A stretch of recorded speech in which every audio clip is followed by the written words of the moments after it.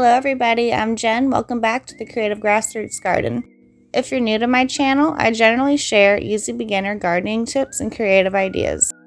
Today's video is going to be slightly different. As a beginner, I took gardening on headfirst, gaining as much knowledge as I possibly can. Within the last few years, there's been a whole lot of talk of food shortages, inflation, food rationing, and challenging times ahead.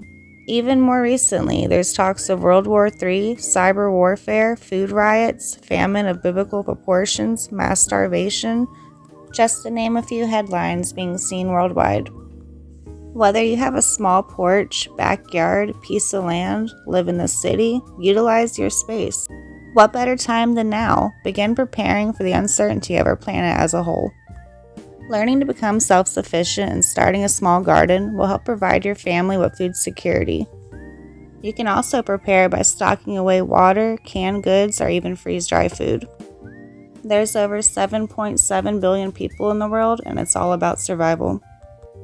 And money is worthless if you can't afford to eat.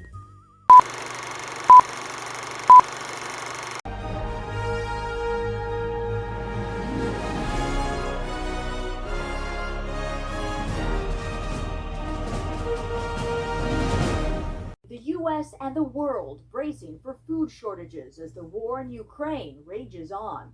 President Biden, speaking to NATO leaders in Brussels Thursday, said because of sanctions on Russia, food shortages are coming. The price of these sanctions is not just imposed upon Russia, it's imposed upon an awful lot of countries as well, including European countries and our country as well. The U.S., Canada, and Europe are major wheat producers, but Ukraine and Russia produce about 1/3 of the world's supply. And less food means higher prices on top of already high inflation rates. Groceries are already about 8% more expensive than they were last year. And those expenses are not just hurting consumers, but also food banks. Like Tennessee, the governor is pitching a plan to provide relief to shoppers by suspending the sales tax on groceries for 1 month. It's a good question. Agriculture has spread, Chris, actually all throughout this country because the topography, the climate makes this country suitable to growing agriculture in almost every part of it. So that's part of the issue here. The exports from the Black Sea are, for all intents and purposes, cut off, and those exports come from virtually every area of the country, which makes this, you said it, a hurricane of hunger, so likely given the circumstances here. Invasion of Ukraine, we've seen increases to fuel and energy costs immediately and increase to raw materials. That goes especially for nickel, used to make stainless steel, much of it mined in Russia. It's used for everything from shovels to fighter jet parts made by Atlas, and so precious every scrap is saved and resold.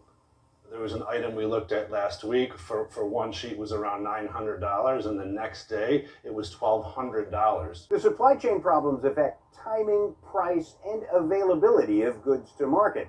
And if either the war in Ukraine or the pandemic grow worse, so do those problems. The iPhone, for example, is assembled in China, but all the parts are made all over the world. So there may be a chip or something within that phone that was manufactured in the Ukraine or Russia that is now ultimately having to be sourced from a different supplier. Business owners have raised their prices due to inflation, while also making big changes to attract a strong workforce. I still think we're a ways off to figuring out what the landscape is going to look like, because there's been so many resets when it comes to the cost of goods, the cost of doing business, and wages.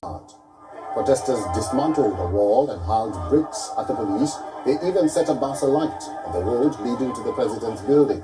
At least 54 people have been arrested. The capital was placed under indefinite curfew, which now stands lifted.